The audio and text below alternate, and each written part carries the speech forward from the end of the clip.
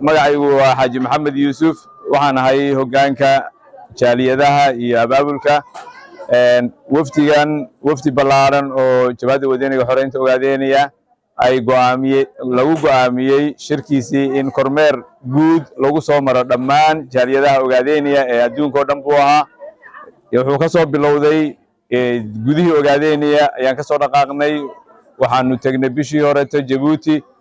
Kenyana waxay ahayd in wadankii labaad ee nasiibka u helay inay soo gaaraan gaar ahaan xeryaha qaxootiga oo qiimi weyn noogu fadhiyay dad fara badan oo reer Ogaadeenaya oo naftood hurayaal xubno taageerayaal shacabkii reer Ogaadeenaya ee gumaysiga ka soo qaxay hoy u ahaydna inaan mar soo dhex istaagno oo maxaan ku ilaadaa duruufta ay ku nool yihiin iyo xaaladda ay ku nool yihiin inaan aragno lana qabadsiino wadankii intii aan tagnay wadankii oo sidaad la socotaan 2018 ayay heshiis Ethiopia la gashay intaasna wadanka gudihiisii ayay ka howlgalaysay marka kormeerka iyagu wuxuu ahaa kormeer abaabul kormeer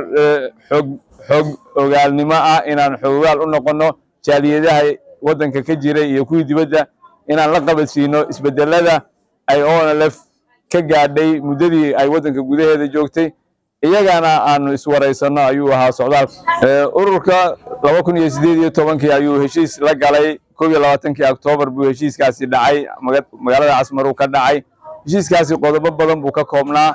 qodobadaasi kuwii ugu muhiimsanaa waxay ahayd in ay ONLF si nabad ah uga wadato halgankeedii qoriga ah inay qalin ku bedesho ay wadanka Ogaadeenaya iyo guud ahaan Ethiopia in si nabad ah ay uga halganto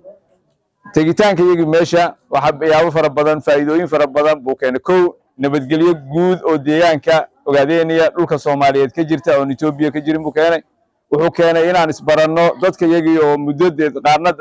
qori ku dagaalamayeen qaarna dibadda iyo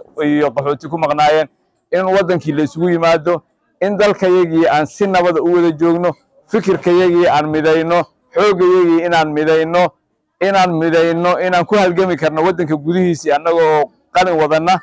in siyaasadda Ethiopia aan saameyn ku yeelano in Ethiopia laftigeedii aan baranno waxa ay tahay Ethiopia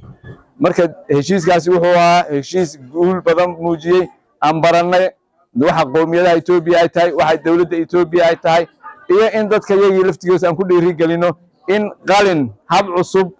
oo aan hore loo gelin ama hore loo tijaabin inaan tijaabino inaan qalin lagu halgami karo bulshada Soomaaliyeed ee deegaanka ku nool Ogaadeenaya dhammaan gobolka Doola haday noqon lahayd gobolka Shabeelle haday noqon lahayd gobolka Jarar haday noqon lahayd gobolka Faafan haday noqon lahayd goboladaas waxaan ku yiraahdaa ay dhibaatooyin ka taagan yihiin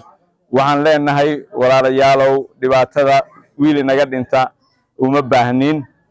qabaleeyadan iyo ceelashani way naga badan yihiin dalkeenu waa dal barwaaqa dalkeenu waa dal ceelal badan iyo qabaleeyo badan laga samaysan karo waxaan ugu baaqaynaa in si nabad ah lagu wada noolaado in xabadda la joojiyo in colaadda walaalka la joojiyo dadka Soomaaliyeed waa hal qoomiyad waa hal reer waa hal